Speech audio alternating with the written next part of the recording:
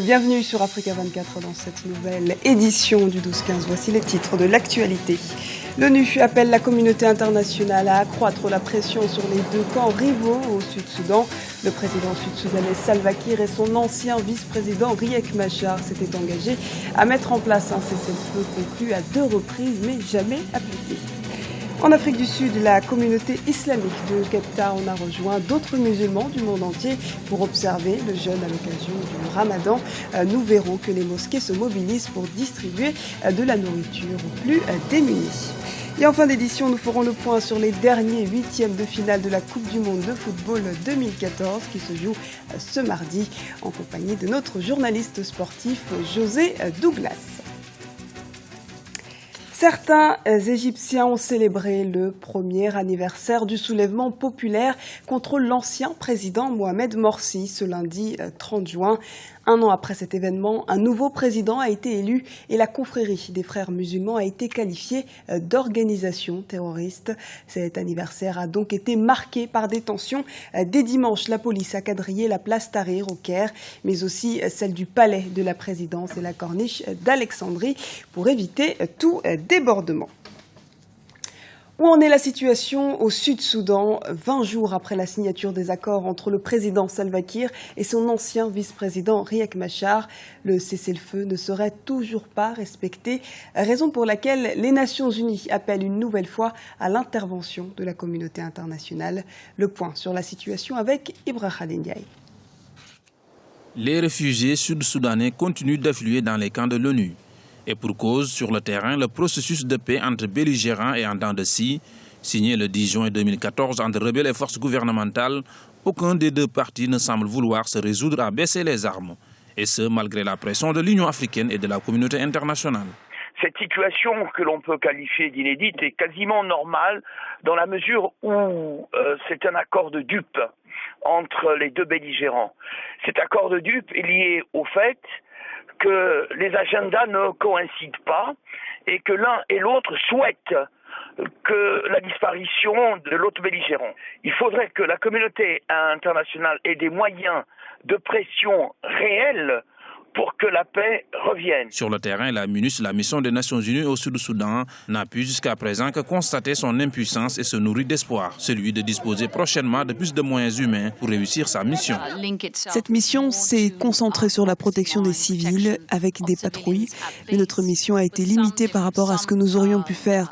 Donc nous attendons avec impatience l'arrivée des forces supplémentaires de l'autorité intergouvernementale en Afrique de l'Est sur le développement, l'IGAD, comme le veut la résolution 21055 du Conseil de sécurité du 27 mai dernier. Nous espérons que nous serons en mesure d'atteindre 12 500 hommes. À la fois élément clé et principal obstacle à la mise en œuvre d'un processus de paix efficace, le désarmement des forces rebelles. Mais si l'ensemble des acteurs a fait ce même constat, joindre les actes à la parole se révèle plus compliqué sur le terrain. Un des éléments de la négociation, c'est aboutir à un désarmement. Mais comment le faire ? Qui va s'en charger? L'Union africaine, la communauté internationale, mais quelle communauté internationale? Faudrait-il encore désigner en fait des troupes de l'ONU pour le faire? La situation est tensionnelle et difficile. Il faut s'en remettre à la raison, mais dans ce conflit-là qui oppose deux adversaires politiques, où se trouve vraiment la raison? Le président sud-soudanais Salva Kiir et l'ancien vice-président Riek Machar avaient néanmoins convenu de se réunir chaque mois pour examiner les progrès dans la mise en œuvre d'un nouvel accord après celui signé le 23 janvier sur la cessation des hostilités. Un accord qui avait échoué et qui avait replongé le pays dans le conflit.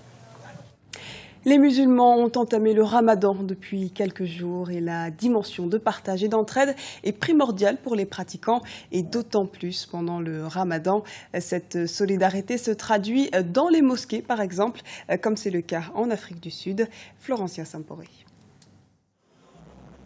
Nous sommes en Afrique du Sud, dans la ville de Gatsville, près de Highland State. Ici, de nombreux musulmans profitent du mois de jeûne pour faire des provisions, mais les prix élevés des denrées alimentaires demeurent la principale préoccupation. Nous devons acheter de la nourriture parce que nous devons jeûner pour l'amour d'Allah et nous devons avoir quelque chose pour l'iftar. Nous n'avons pas d'autre choix que d'acheter de la nourriture. Alors pour essayer de répondre aux besoins des plus démunis pendant le mois de Ramadan, la mosquée de Gracie Park a mis l'accent sur la solidarité. Pour l'occasion, la communauté musulmane emballe des centaines de paquets de nourriture qu'elle compte distribuer dans la ville. Nous restons à jeûne après le lever du soleil jusqu'au coucher du soleil. Et c'est un test pour nous en tant que musulmans. Il y a ceux qui, tous les jours, n'ont pas de nourriture. Nous sommes de tout cœur avec eux. Nous remercions Dieu de nous avoir permis d'aider ceux qui sont dans le besoin et lutter contre la pauvreté. En effet, pour Youssouf Barouti, responsable de l'association caritative pour les musulmans, cette initiative pourrait, à petite échelle, aider à lutter contre la pauvreté dans le pays. C'est difficile car il y a beaucoup plus de chômage aujourd'hui, car il nous faut collecter de l'argent auprès de nos bailleurs de fonds, mais fort heureusement nous avons quelques donateurs qui nous ont donné ce dont nous avions besoin pour s'assurer que tout le monde aura à manger durant le mois de Ramadan. Le gouvernement sud-africain a annoncé des mesures pour réduire les prix des denrées alimentaires. Les musulmans représentent 2,3% de la population, soit 1,3 million de Sud-Africains. Et nous ouvrons notre page football avec la Coupe du Monde de football 2014. Et pour en parler, nous recevons notre journaliste sportif José Douglas. Bienvenue José. Bonsoir ou bonjour Diarra. Alors José, les deux dernières équipes africaines ont joué leur dernier match ce lundi, mais elles se sont inclinées. On salue tout de même le brillant parcours du Nigeria et de l'Algérie, qui n'ont pas démérité, bien entendu. Et le programme se poursuit. Dites-nous quel est le programme de ce mardi, José. Tout à fait, à Sao Paulo, Argentine-Suisse, des Argentins qui ne sont pas au meilleur de leur forme, mais compteront encore une fois sur Lionel Messi, l'homme à tout faire, l'homme à débloquer des situations, mais aussi une équipe suisse qui aura son mot à dire. La Suisse qui a terminé donc deuxième de son groupe et l'Argentine à la première place avec 3 matchs gagnés. Ce n'est pas rien, Diarra. Et une autre rencontre est au programme de ce mardi, la Belgique et les États-Unis. Oui, tout à fait. D'une part, la Belgique qui est en pleine ascension, les Diables Rouges qui font peur dans cette compétition et l'entraîneur Marc Wilmotte possède des munitions. Écoutez-le justement. Mais j'ai déjà un excellent noyau. Donc il y a beaucoup de joueurs qui étaient impatients de pouvoir montrer. Je les voyais à l'entraînement, mais j'ai une concurrence assez forte. Donc maintenant, la possibilité m'est donnée de pouvoir incorporer des joueurs frais et qui n'ont plus joué depuis 3 semaines, 2 à 3 semaines. Donc c'est le bon moment pour moi. Mais je vous assure que les joueurs qui vont monter, ils ont eux beaucoup à gagner et à vraiment montrer qu'ils sont en forme et de mettre la concurrence dans le noyau. Concurrence qui est positive, évidemment. Et puis le défenseur Daniel Van Buiten connaît les joutes de ce type de compétition. Il est prêt pour livrer un grand match avec, bien entendu, ses coéquipiers. Nous l'écoutons. On a toujours l'habitude de jouer à 100%. Depuis qu'on a commencé les matchs de qualification, on a toujours joué à 100%. Et demain, ça ne changera pas. On ne calculera rien du tout. On a notre mot d'ordre, c'est d'essayer de prendre le maximum de points. Donc, comptez sur nous, on jouera à 100%.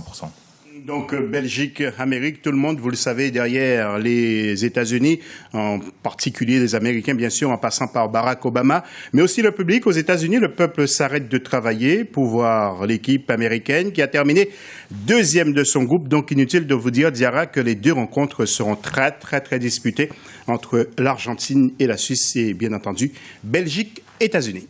Bien, merci José pour toutes ces informations. Nous allons suivre tout cela avec attention. Et c'est la fin de cette édition. Ce journal a été préparé par l'ensemble de la rédaction. Restez avec nous. Dans un instant, une nouvelle édition du 12-15 sur Africa 24.